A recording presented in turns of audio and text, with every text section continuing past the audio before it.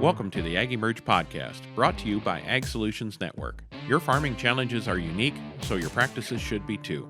We're here to share emerging ideas, build connections, and provoke conversation. Get ready to improve your soil, your crops, your livestock, and your family's livelihood. I'm your producer, Kim Chase. And I'm your host, Monty Bottens. Thanks for joining us.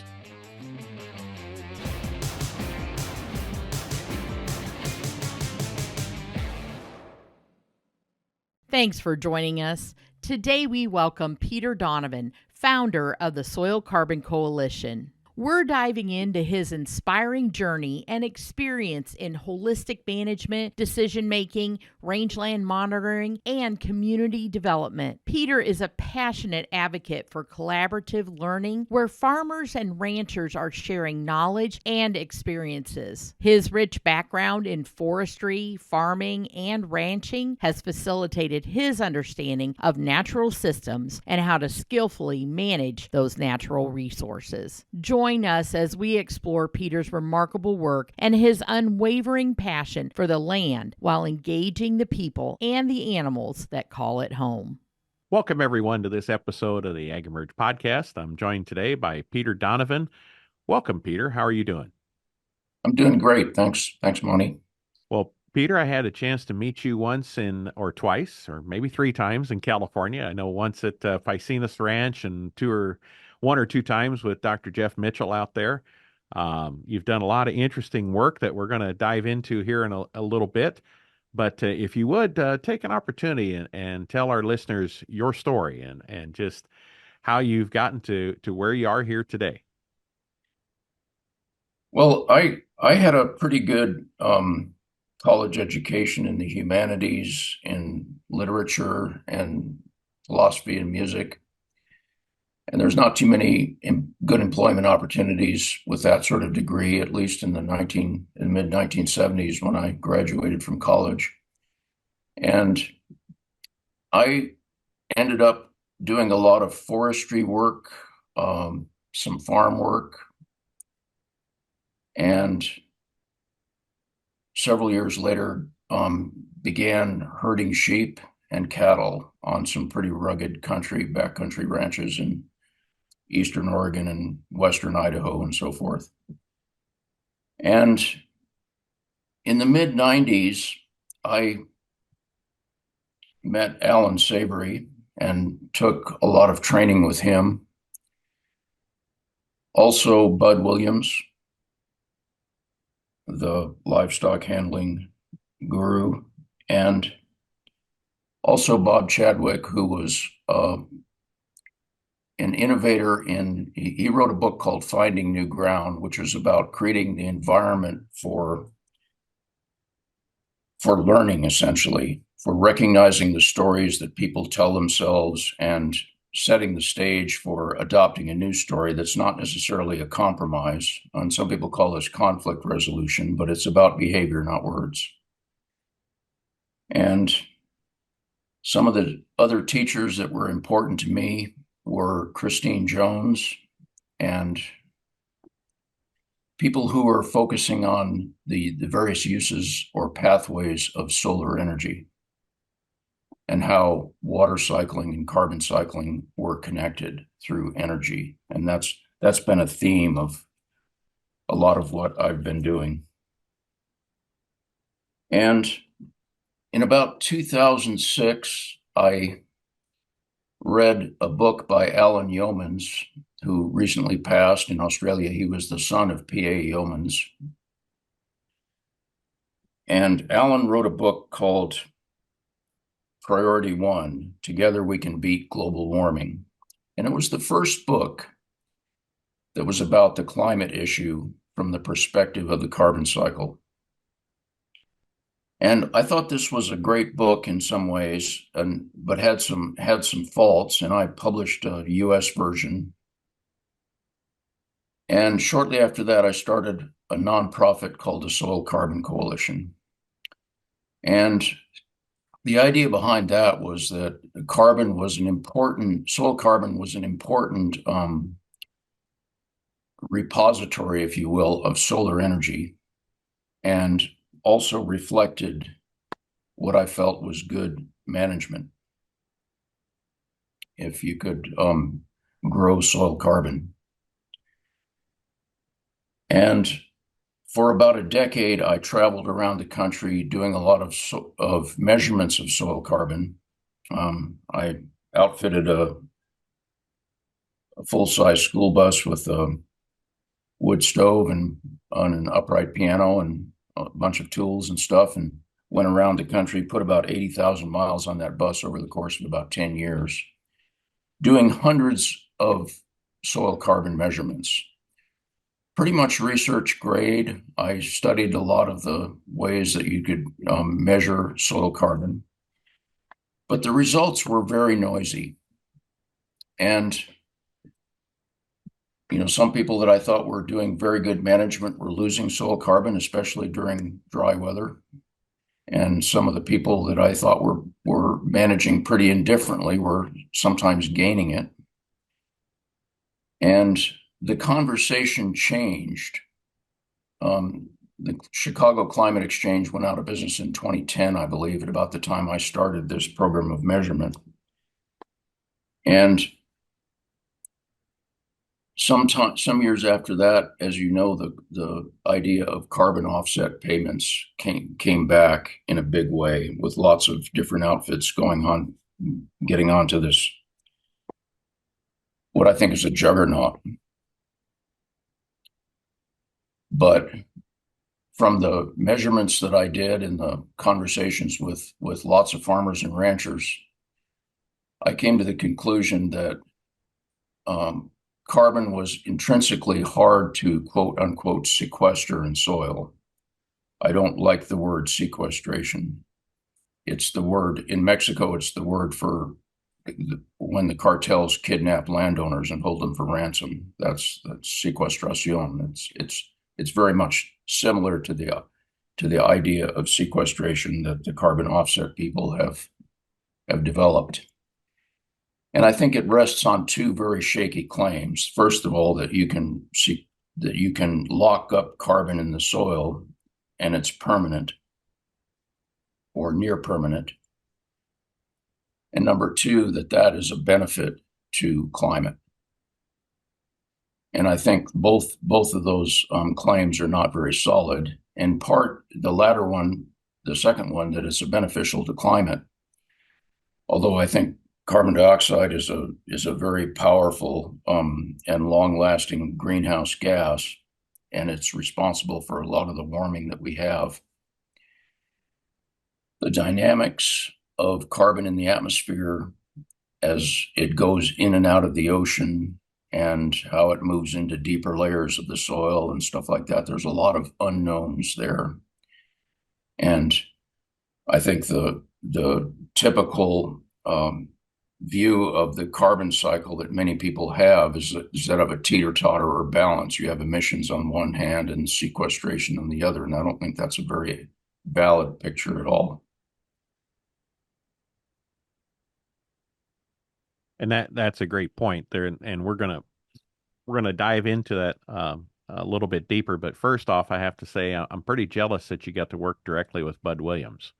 That not many people had that opportunity. Yeah, he was an important. I did a lot of learning when I studied with Bud. I think so. Those farmers out there listening to this that have cattle, you've surely heard of a bud box, and it comes from Bud Williams. That's was kind of his design, using the natural movement of cattle and their instincts to help them move themselves instead of us thinking we have to cowboy up all the time and have them move against what's natural for them. So, talk to us a little bit about, because you got to work with him personally, his demeanor and what kind of made him tick a little different.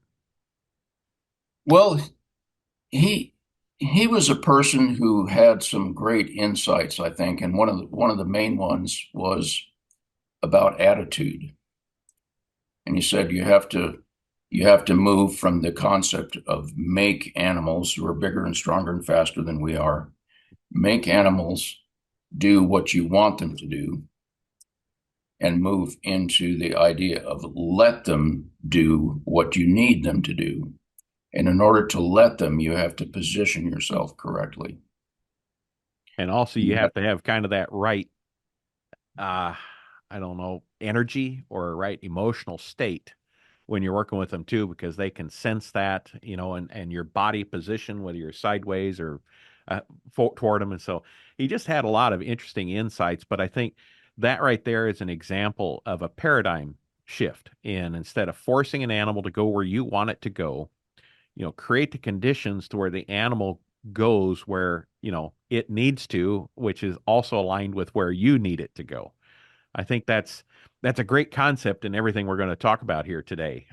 Don't you think it's just that little change on how we approach things can really make a difference in our outcomes? Absolutely. And it is a paradigm change, paradigm shift, and it's about position, both physical and mental and maybe even spiritual. And it's all about setting up enabling conditions. And I think that's the fundamental idea of holistic management too, is what are the enabling conditions for the results you want? And that was also the idea that Bob Chadwick taught, create the enabling conditions for paradigm shifts, for example. And I was going to jump into both of those, but let's go to Alan first. Again, super jealous. Did you get to work with him in New Mexico when he was here in the States? Yeah, I went through the educator course in various places, Oregon and Washington, New Mexico, and also the Africa Center for Holistic Management in Zimbabwe. Again, another whole different paradigm, right? Of thinking.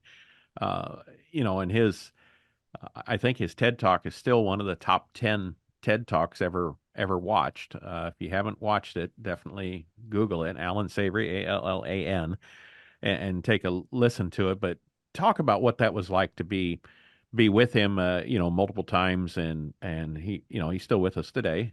But just what was it like understanding his perspective and paradigms in approaching holistic the community, the animal, the cycles, and just how he got to where he thought so big.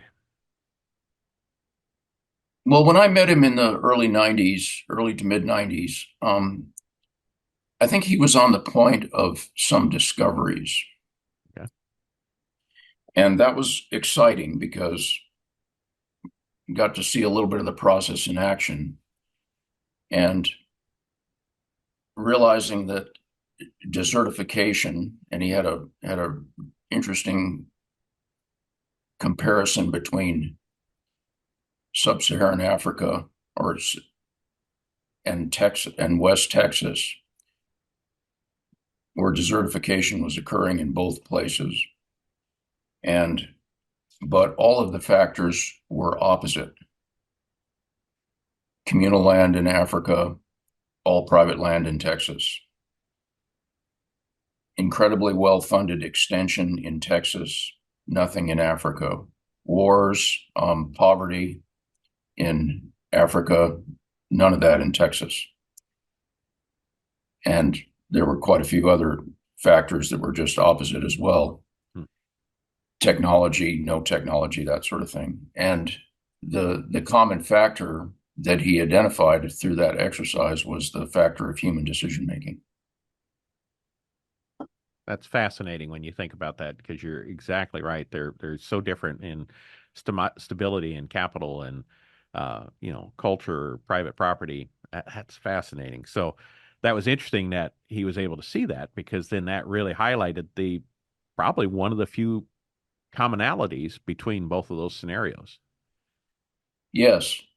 And the other thing that really got me when I studied with Alan was his concepts of the ecosystem processes that I thought were fundamental. And if you really understood and observed the ecosystem processes, I always felt that the holistic management framework would kind of self-assemble.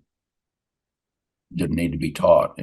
Could kind of be inferred from the way that solar energy was working on the soils and on the vegetation and on the animals, on the biosphere, essentially.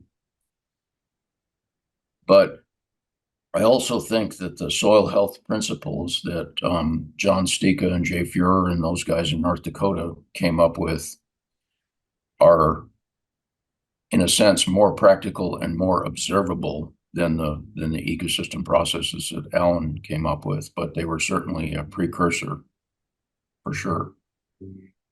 And the soil health principles have the advantage of being directly observable. And they are also the enabling conditions for soil aggregation, for the snot, slimes, glues, and cements that biology produces to hold those soil particles together, even when it's very wet. We talk about organic glues and cements, but snots and slimes just don't always get the credit they deserve, do they, Peter? No. And they're produced by all five kingdoms of life. And yeah, they're long chain carbon compounds. Right, right. And so, but no, I just wanted to highlight a little bit that what an intersection that you've been able to have to lead to the work that you're doing today. I just there's something said about being at the right place at the right time. So that's pretty amazing. So talk to us about the soil health principles make it, yes, much more practical and easier for adoption within the conventional farming system. It's easier to see changing, reducing tillage and inputs and adding a cover crop and leaving residues on the soil and having more diversity of crop rotations and number five is my favorite, integrating livestock. Those things are all very visually able to imagine, right, for a farmer. But they all fit into the ecosystem processes. So talk to us about those ecosystem processes and how you've seen in your own work those principles and what they translate into those processes. Well, as Alan taught, the ecosystem processes are the water cycle, the mineral cycles, which includes carbon, energy flow from sunlight, and then community dynamics or diversity, as it's sometimes called, or succession. There are various names for that aspect of things. And at one point, not too many years ago, I mentioned to Alan that they're really all one, and they're really all about energy flow. And he said, "You're correct, but that's not the way I teach it."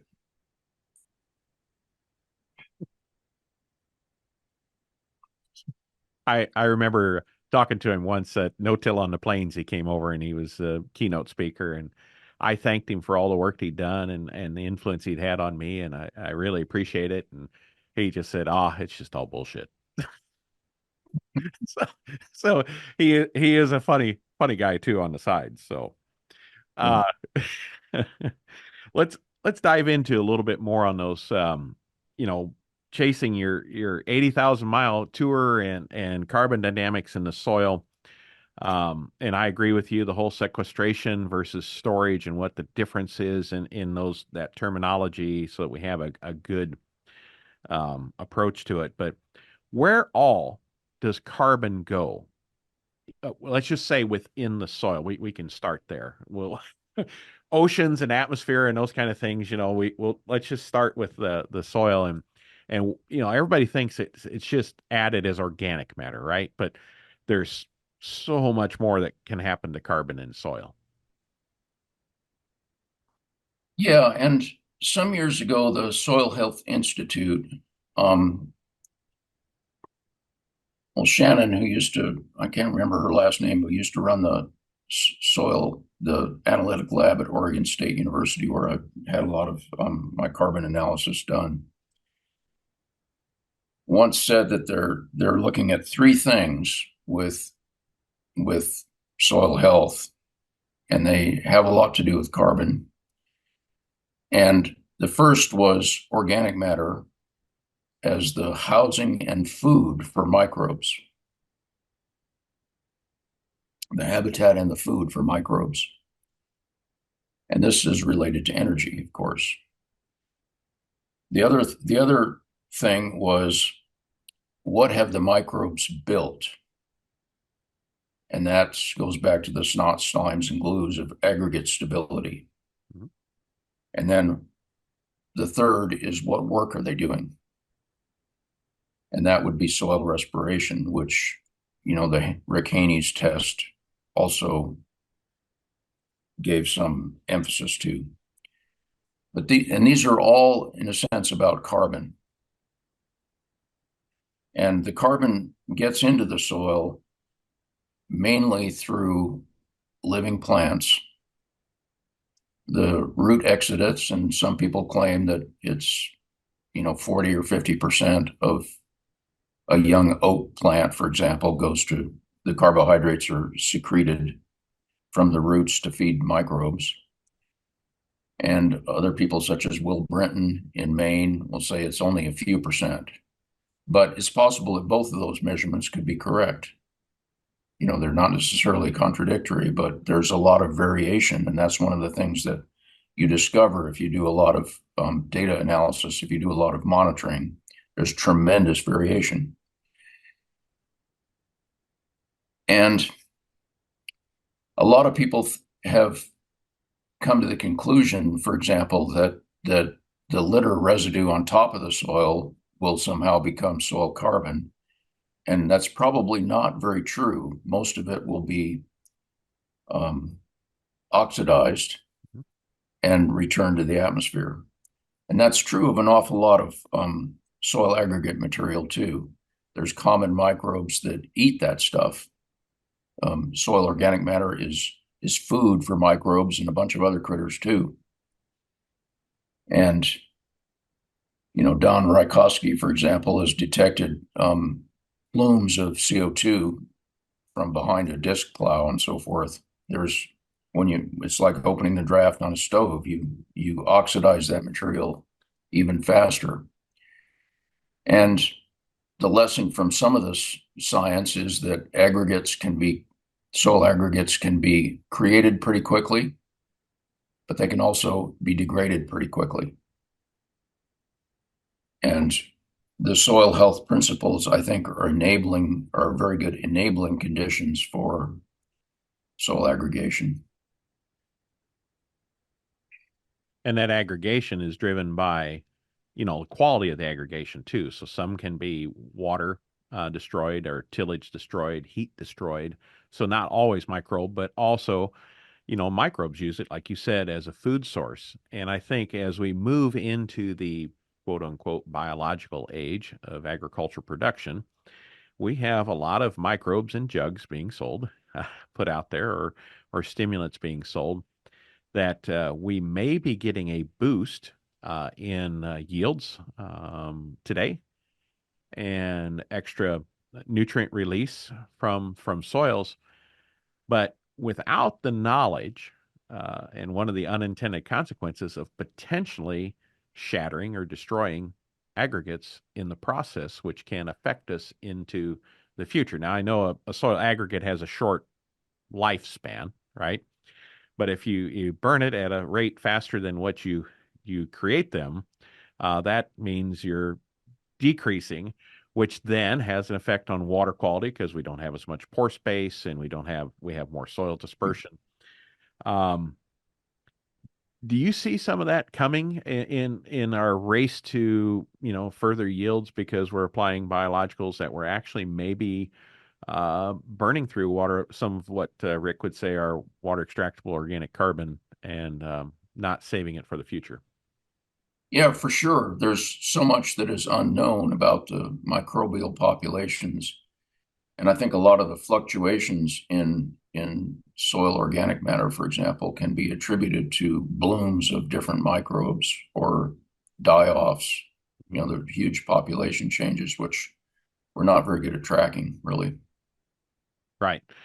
And then you've got another silly place that carbon goes to, in calcium carbonate, right? And in mineral Exactly. form. So we form, various carbonates or bicarbonates within the soil. Uh, that messes up measurements. Yeah, I've done a lot of total carbon measurements, and the carbon nitrogen ratio can give you a pretty good idea of how much of that might be calcium carbonate, and seen that leach down beyond the measurement profile that I've been using. That it's we had a sudden decrease in the inorganic carbon at 10 to 16 inches or something like that, and presumably it leaches down or is transformed into something else or who knows. So, Peter, the way that we think today, we just want an easy answer, so we can do a carbon offset, and I can go ahead and keep if I'm a big multinational company, I can go ahead and sin and pay my carbon indulgences, and I just want to check the box that that was easy, and you're making it all complicated here, Peter. I mean that there's a scientific term for this. It's called frustrating, right? So, Yeah. how do we? Um, there's a better way, right? How do we reconcile these needs and quantification? How does this all come together in reality, not just in checking boxes on a paper? Well, I believe the knowers and the doers need to be pretty well correlated. And this is a frustrating question because typically we've segregated research. There's the people who do the research and then the people who implement it in agriculture. And there's an awful lot of push toward, and it's still very strong, toward the compartmentalization of knowledge. And that sometimes is bitterly defended, not only by funders and universities, but also by middle management at NRCS, for example, many of whom still do not accept soil health principles or think it's a bunch of woo-woo stuff. But I think we need to connect knowers and doers, and probably the best way to do that is to have what I call local peer-to-peer learning groups. And this is not amenable to the structure of our consulting industry, to the program delivery that NRCS does, or to the financialization of carbon quote unquote offsets. It's not amenable. It doesn't fit well with any of those. And I do think that results are important. And that's one of the things I think, although the Soil Carbon Coalition still has that name, one of the things I discovered on my 10-year odyssey across the country was that water is the number one issue, not carbon. And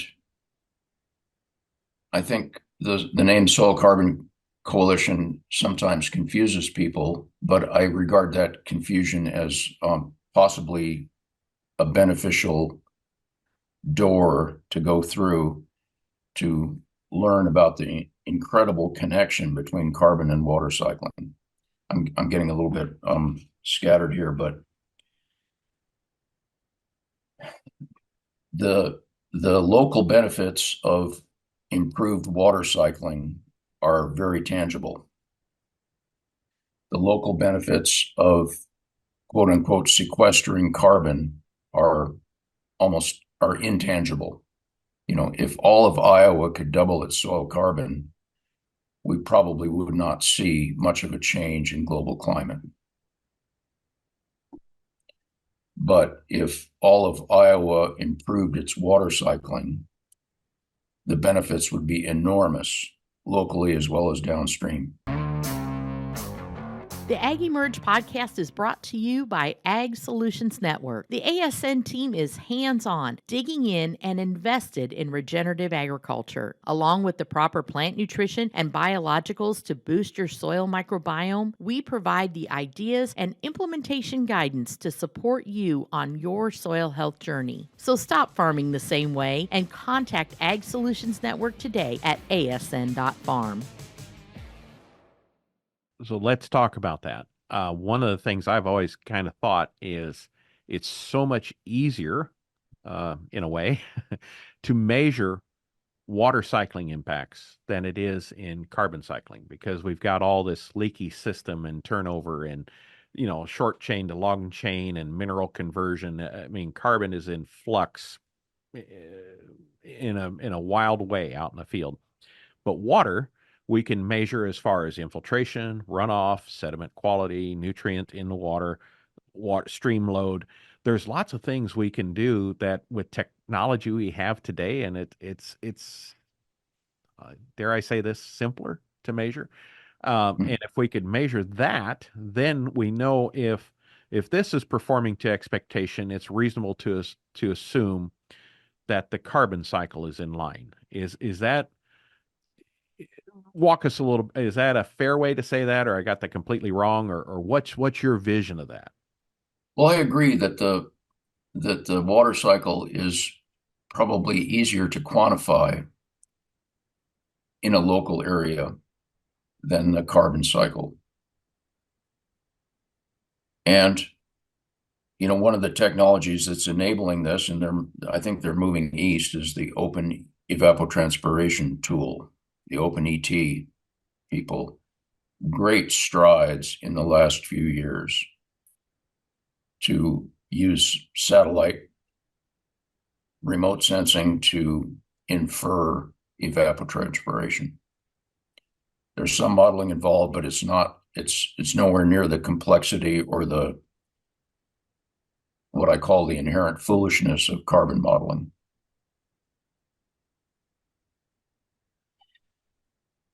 And we also have stream gauges in many places.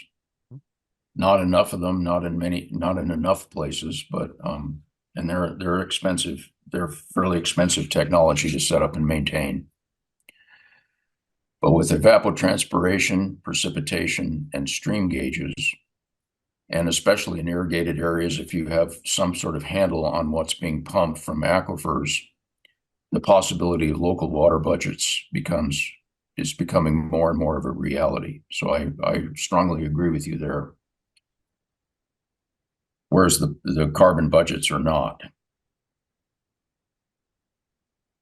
And I don't know about inferring carbon from water dynamics, but as we know, water is the #1 greenhouse gas in terms of its effect, its heat trapping effect. Yeah, walk us through that. People may not know about water vapor and its effect. I'm sorry to interrupt you there, but I think that's a key point. People don't correlate the increased humidity levels, increased rainfall that we're experiencing, and its effect on energy heat capture in the atmosphere. Well, carbon cycling and water cycling are intimately related. Okay. The atmospheric increase in CO2. Well, let me go back a little bit in history. When Jimmy Carter was somewhat worried about the possibility of climate change or the reality of climate change in the late 70s, I think he had a hand in convening the Charney Report, which was the predecessor of the IPCC, the Intergovernmental Panel on Climate Change. The Charney Report came out in 1979. And by that time, scientists knew that we were putting a lot of extra carbon into the atmosphere. The Keeling's measurements on Mauna Loa and the South Pole and so forth showing atmospheric CO2 climbing at a slightly exponential rate since the 50s. We knew that was going mostly into the air, but also into the ocean. And the water cycle at that time was considered way too difficult to get a handle on because the satellite information that we have today wasn't available then. It was considered too big a phenomenon for humans to have much influence on. And there was a tendency to believe that the water vapor content of the air, which was well acknowledged to be a greenhouse gas, was a feedback from increased CO2, which definitely has some truth to it. Going back a little ways, when John Tyndall in 1859 did his experiments on greenhouse gases, he realized that water vapor was, or what he called aqueous vapor in 1859, was the reason that England, where he lived, was not frozen in the grip of frost, even in midsummer. It was the greenhouse, the main ingredient of the greenhouse blanket that was keeping Earth habitable. So the greenhouse effect of water vapor has been known for a long time. But 10 years ago, if you said water vapor is a greenhouse gas, you would be labeled a climate skeptic, because the focus was on carbon as the one thing that's causing our climate to change and causing climate change. And the water vapor was just a feedback. But I think there's some very complex things going on that we don't all understand. The various people's work on what is called the small water cycle, the effect of vegetation and soils on local patterns of precipitation and so forth is immense.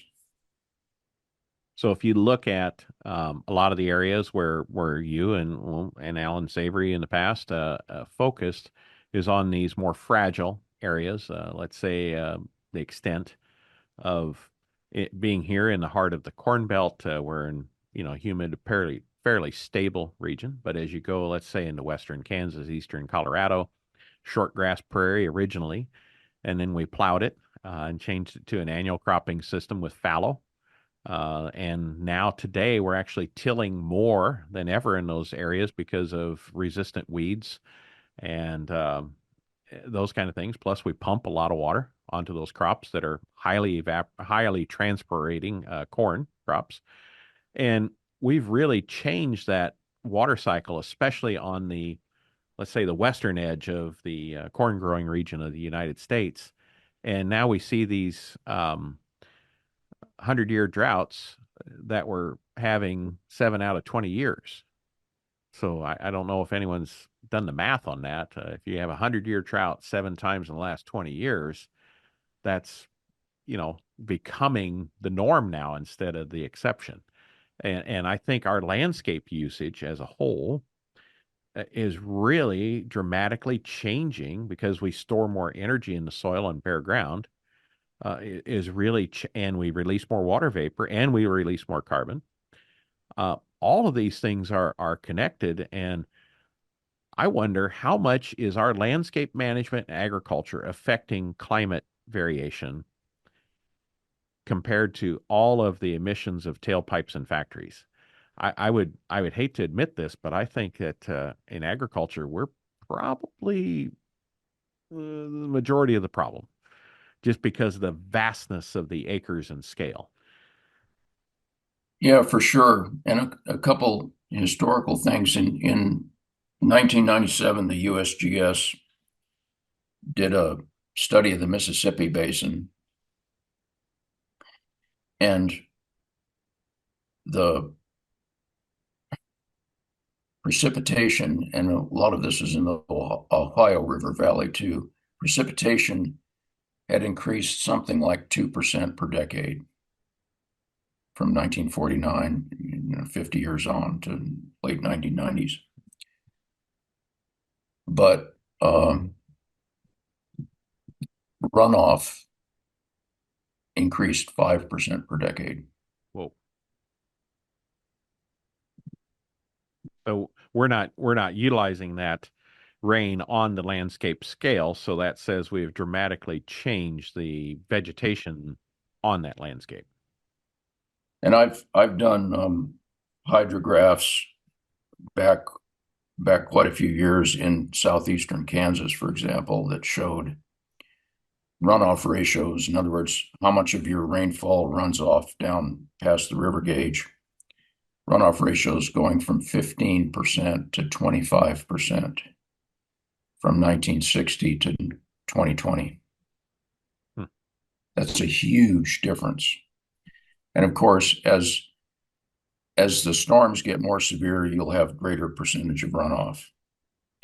But soil compaction, I'm sure, has a big factor there. And the As nature well as of the soils there, those fragipan soils, they're not known for infiltration, right? So right. as the water increases, they're no matter how much rain they get today, they're typically what 5 days away from showing drought conditions because they just can't infiltrate and or store water in their soils. It's such a shallow soil. Yeah. And our Soil Carbon Coalition sells infiltration rings, single ring infiltration. And I got a complaint from a guy I'd sold a few to in Kansas, and he said, should it take more than 90 minutes for an inch of water to infiltrate into the soil? And said, yeah, I've measured those in Kansas too. And The answer is no, it shouldn't, but where you are, it does. Uh, but no, that's fascinating. So it all boils down to, like you said, energy flow is essentially, the water and the carbon cycle together, and carbon is a way to store solar energy. How what do we as farmers and how should we really be thinking differently, or as researchers, how should we really be thinking differently on how we approach um, what we do? well, I think the solar energy perspective is pretty illuminating and pretty critical. And I'll make a couple of comments. Bare ground, that soil absorbs all that solar energy, and the main use of solar energy at the surface of the earth is absorbing as heat. And that's about 2/3. The other third is water cycling. And as bare ground absorbs heat, it re-radiates that during the day and also at night.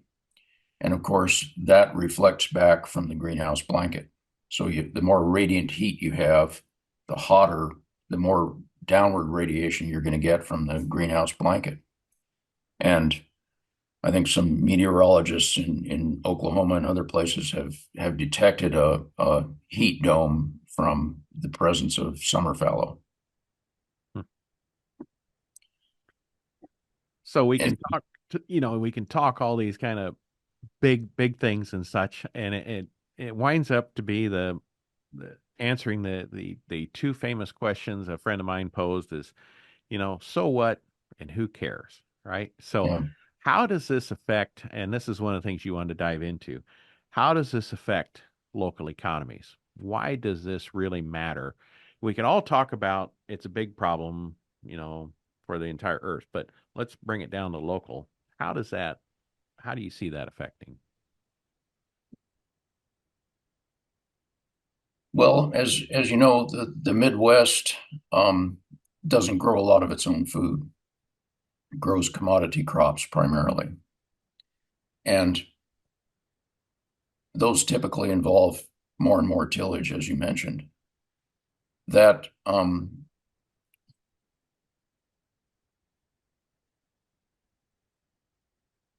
farms get bigger, less diverse, and I think those have enormous repercussions in local economies.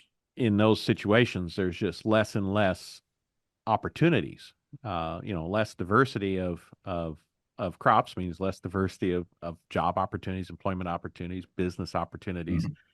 It's almost as if what happens to an biological ecosystem when you eliminate 80% of the species, it can't function. And we're kind of doing that same thing within our economy. We've eliminated so many different opportunities that it really struggles to function properly.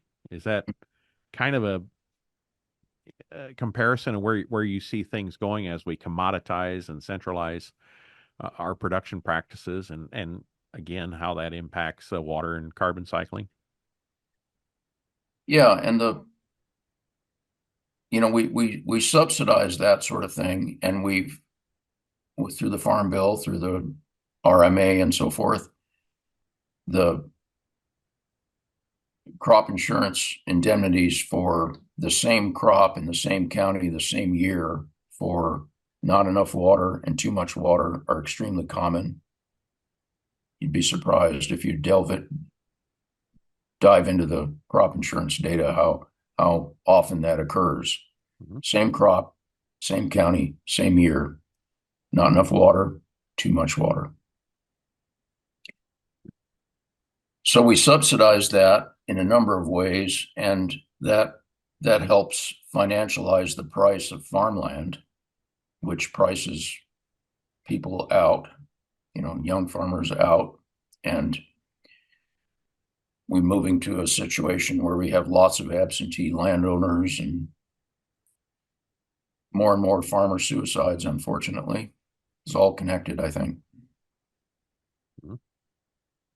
So what is the answer when we go for, where there's a lot of emphasis on carbon offsets, and companies out there, you do this, we give you $5 an acre, $10 an acre, $20, maybe 50, depending on what it is. What should that look like? And is there a better way? And one of the things I'm kind of interested in is the carbon intensity required to grow a crop. I think that's an interesting approach. um, what do you see as the right way to approach this going forward? Well, I'd go back to Bud Williams, and there's lots of people who want to make it happen. And we have a lot of policies and programs to try to scale regenerative agriculture. I'm more in favor of the LET approach, the enabling conditions. And one of the things that I discovered in my 10-year odyssey measuring soil carbon all over the country was that the people who were doing the best were self-motivated. They weren't motivated by programs or by $5 or $10 an acre more for carbon credits or whatever. Like they were motivated by what they saw as the moral responsibility to steward their land and to encourage diversity and health and be able to leave that on to the next generation. So I think that's a good question, though. What would enable agriculture to become more regenerative? And I think the learning environment is critical. Right now, we have a system that privileges what I call expert to dummy presentations. We have program delivery, and we have this financialization of carbon offsets and that sort of thing.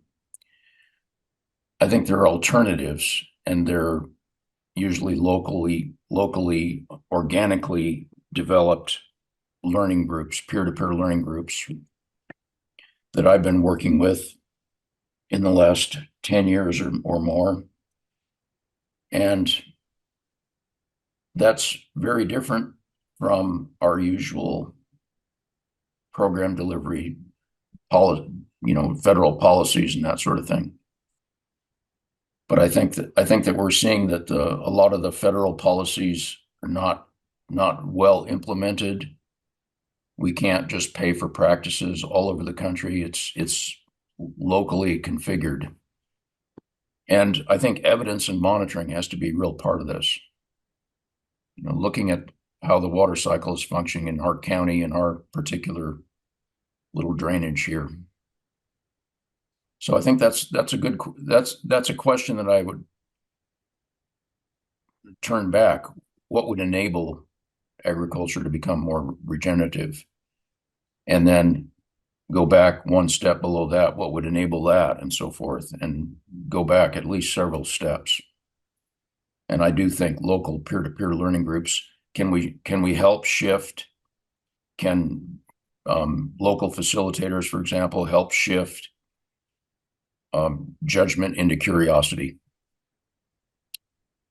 Get some safe to fail trials going and include economics. How many pounds of beef are you raising per inch of rainfall? Mhm. That would be a good soil health indicator. Come up with key metrics that each farmer can share with each Yeah, other, and then they know if one person in the group significantly better than the other, they can talk with each other and how are you doing that, and so that all ships rise. yeah, yeah. Look for positive deviance Mhm. and again, help shift judgment to curiosity. I love that. I love that saying. Um, is this happening now? Is there any other than just ad hoc or local interest? Is there anything, or is there an opportunity there for something? So, okay, back in my farm equipment dealership days, I was a partner in a farm equipment dealership, and our dealership, North American Equipment Dealers Association, had a program called Group 20. So essentially, 20 dealerships got together from all around the country. They shared all their financials. We met twice a year in person, twice a year teleconference, before internet.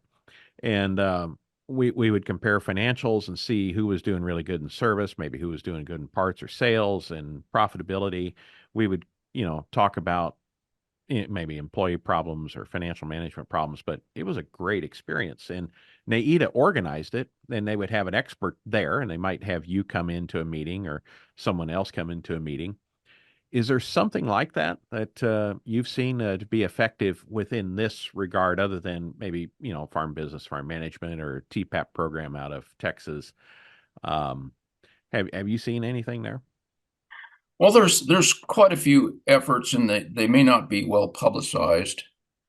For example, and they often involve partnerships. I would point out ranching for profit is Yeah, that's a great one of the, example.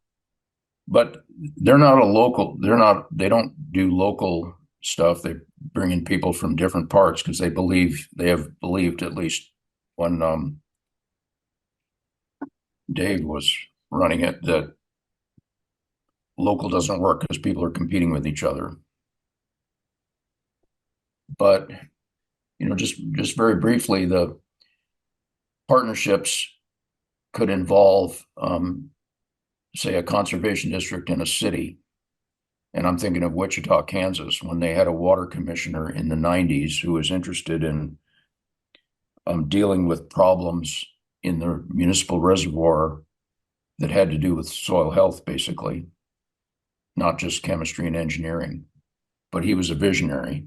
And when he quit, the program, the partnership declined, or the politics of the situation changed. So there was no longer that strong partnership between the city of Wichita and the Cheney Lake Conservation District. But those things are certainly possible, and I think they're, with the water cycle, local is primary, and the partnerships between, say, county level conservation districts and municipalities, they sometimes occur, but they're subject to politics, and they take care in feeding. uh, have that partnership exist before a lawsuit is typically better. So, Yeah, you know, yeah. I that's that where you're looking for a positive common outcome. Um, Final question for you here is, a lot of times I'm asked, we talk about the Farm Bill and how it's with RMA and how that's all oriented towards big commodity production and such. And it's really easy to, complain about it. But what do we offer for an alternative? So I know the nature of government is not to spend less money.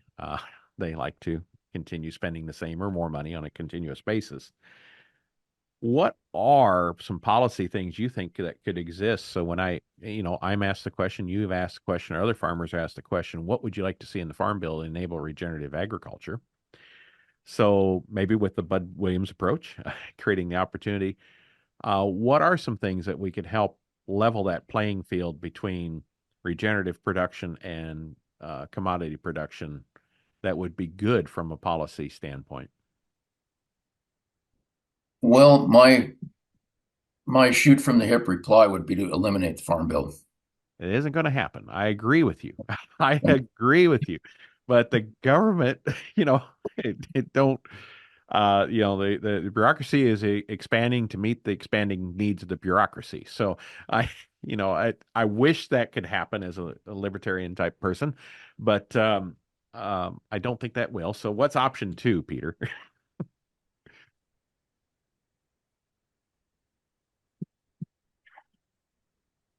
Yeah, well, given that it's impossible to eliminate the Farm Bill, what could we do to make it happen?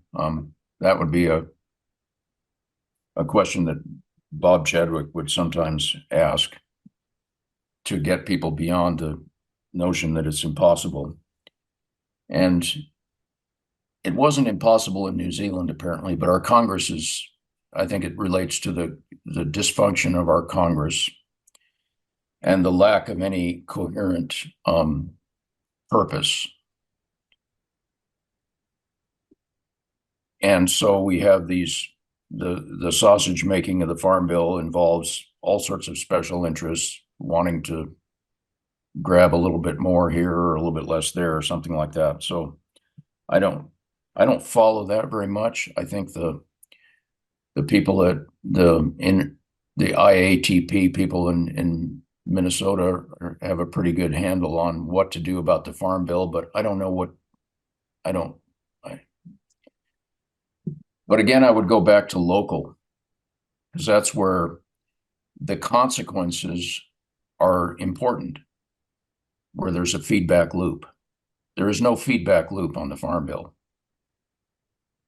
What happens is not going to affect the future incarnations of the Farm Bill. It's all about special interests lobbying and making that sausage. Good point. And hold back on the cardamom and add a little bit more pork fat or something like that. So Yeah.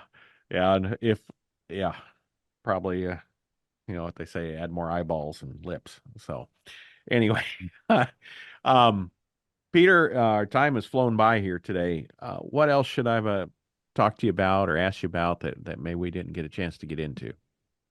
yeah, what I would point out that the important, we're used to delivering agricultural subsidies and expertise and knowledge and research through pipelines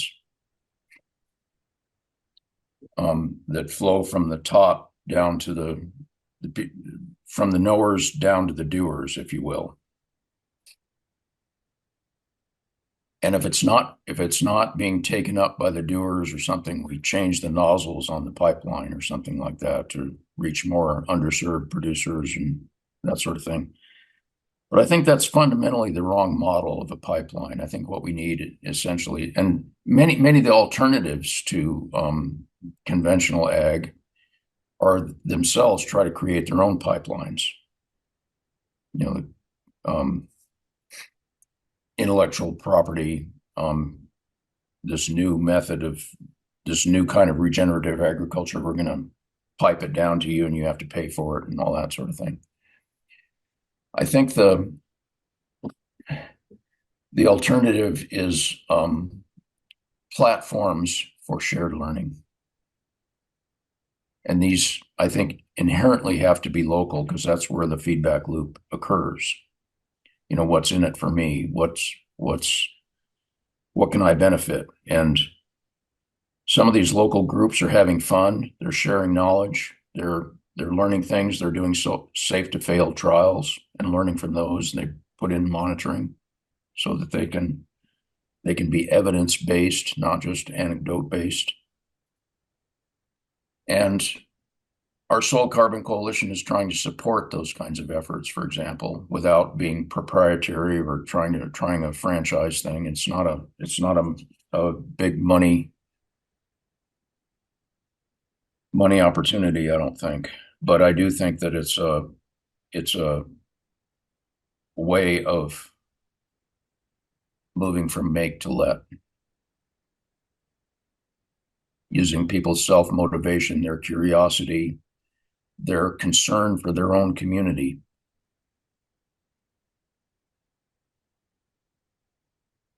Which is not just an abstract notion of let's build community. Let's talk about Fredonia, Kansas, or whatever. Hmm. You stimulated a question. What's your take on carbon pipelines? Since you used pipeline, but it wasn't in that context. But carbon capture and sequestration pipelines. Um, I will say I'm a little biased. So we create energy from corn plants in order to create a massive amount of point source carbon dioxide emission. So then we capture it and then we take it and we pump it 9,000 feet in the ground. There's somebody has lost their nut here somewhere in seeing how all this is connected. But Mhm. what what's your thoughts on this? I mean, it is a way to pump it into the ground, um, and all your work in carbon. What's your thoughts? Well, that's an engineering approach. It's not a whole system approach. For example, I was in a meeting in Cedar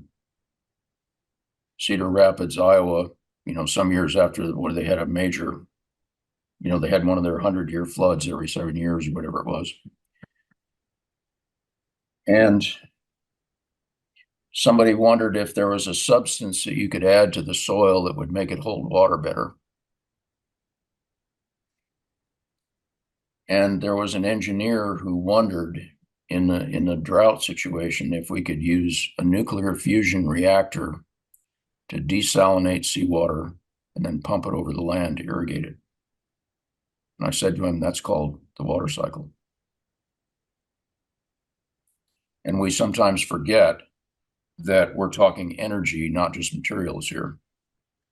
That a raindrop isn't that's falling at 1,000 feet above on a soil surface at 1,000 feet above sea level is an embodiment of solar energy. What it took, the number of watts that it took to evaporate that water from sea or land or vegetation surface or wherever it came from, and to move the air across the continent and so forth, and then for have that raindrop to fall. That's an embodiment of solar energy. It's not just water is not just a substance. It's an energy flow, and that is it's over 400 times greater globally than photosynthesis. But photosynthesis is an important one because it's transformative. It does complex chemistry. So we need to understand. I think our basic problem is that Congress or our federal policymakers don't understand water cycling. They don't understand carbon cycling. They don't understand the connection with solar energy because it interferes with the compartmentalization of knowledge, with the funding streams, with the various turfs that people deal with in policy. If we had that understanding and could design a farm bill accordingly, it would be revolutionary. I agree. Peter, I want to thank you for your time today. And I knew this would be a very thoughtful interview, and you certainly have shared some big picture ideas. And I think one of the takeaways is that you said multiple times is how do we instead of make something happen, how do we let it happen?